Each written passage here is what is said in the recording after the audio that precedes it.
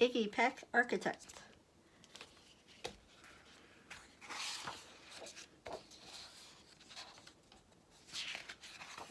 By Andrea Beatty.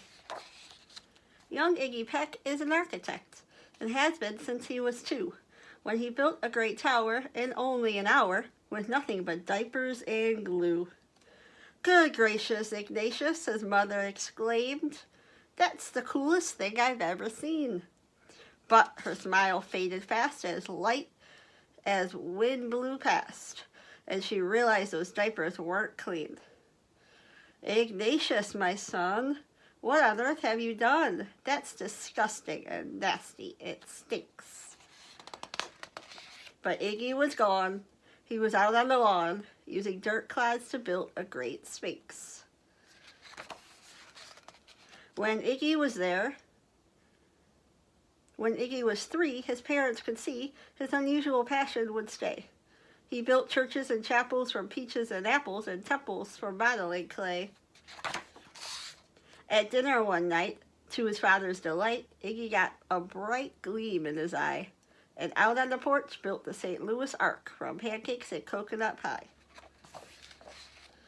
Dear Ig had it made until 2nd grade, when his teacher was Miss Lila Greer. On the very first day, she had this to say, "We do not talk of buildings in here. Gothic or Romanesque, I couldn't care less about buildings, ancient or new," she said in her lecture about architecture that had no place in grade 2. That might seem severe, but she was sincere, for when she was no more than 7, she had a great fright at a dizzying height in a building so tall it scraped heaven. On an architect's tour of the 95th floor, young Lila got lost from the group. She was found 2 days later in a stuck elevator, eating cheese with a French circus troupe. After that day, it's quite safe to say, she thought all building lovers were nuts. As a teacher, she taught that, above all, one ought to avoid them. No ifs, ands, or buts.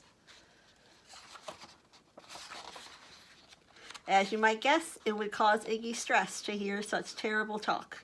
But he didn't hear. He sat in the rear while building a castle of chalk. "You, Iggy Peck, your desk is a wreck. Tear down that castle right now. You will not build in here. Is that perfectly clear? Do you need to see Principal Howe?" "No, ma'am," Izzy said. He lowered his head, and his heart sank down to the floor. With no chance to build, his interest was killed. Now 2nd grade was a bore. After 12 long days that passed in the haze of reading, writing, and arithmetic, Miss Greer took the class to Blue River Pass for a hike and old-fashioned picnic. They crossed an old trestle to a small island nestled in the heart of a burbling stream. But they no sooner passed than the footbridge collapsed, and Miss Lila Greer started to scream. "We're trapped here, oh my! Alas, kids, goodbye!" Her eyeballs rolled back in her head. She dropped to the ground with a vague groaning sound. Luckily fainted, not dead. The class was amazed. They stood there quite dazed, uncertain of what they should do. But one bright young man was off hatching a plan, which started with Miss Lila's shoe.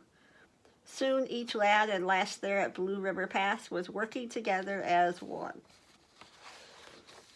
And when she came to, Miss Lila Greer knew that something quite brave had been done.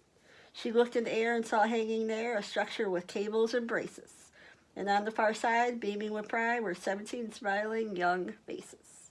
Boots, tree roots, strings, fruit roll-ups, and things some of which should not mention, were stretched ridge to ridge in a glorious bridge, dangling from shoestring suspension. It all became clear to Miss Lila Greer as she crossed that bridge over the stream. There are worse things to do when you're in grade 2 than to spend your time building a dream. Now every week at Blue River Creek Elementary in 2nd grade, all the school kids can hear, along with Miss Greer, how the world's greatest buildings were made. The weekly guest speaker in t-shirt and sneakers talks of buildings from Rome to Quebec. Of course, he's the guy who builds towers from pie. that brilliant young man, Iggy Peck.